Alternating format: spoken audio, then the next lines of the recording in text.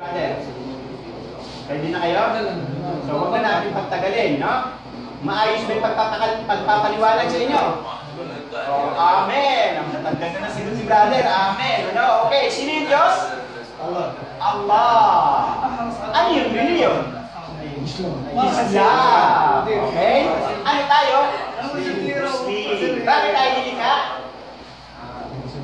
Para siya ay? Sambahin. Okay, klaro na, no? Kasi sa sobrang excited ng mga puso nyo at isip nyo, no? Nakakalimutan nyo kaagad. No? Kanina, pinaulit-ulit natin. Tama ba? O, sige na, kagaya ng kinrakis natin, tanggapin nyo na si Allah sa inyong mga puso, no? Na siya ay pinaniniwalaan nyo, no?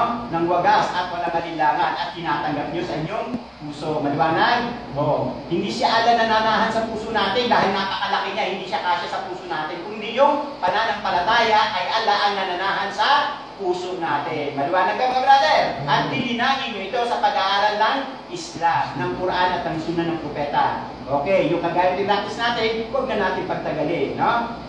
Ibalik nyo na ang pagiging Muslim nyo. Ito na yon. Ako ay sumasaksi at sumusumpa na walang ibang Diyos maliban pa kay Allah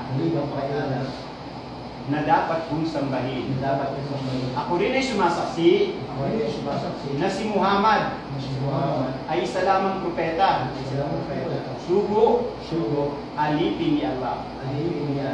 Ako rin ay sumasaksi na si Jesus na anak ni Maria ay isa lamang propeta. Sugo, alipin ni Allah.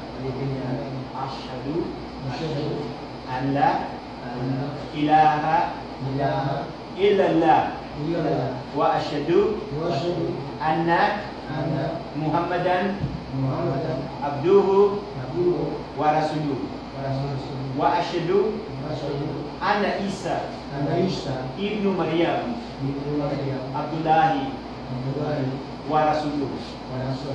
Allahu Akbar. Allahu Akbar. Allahu Akbar. Allahu Akbar.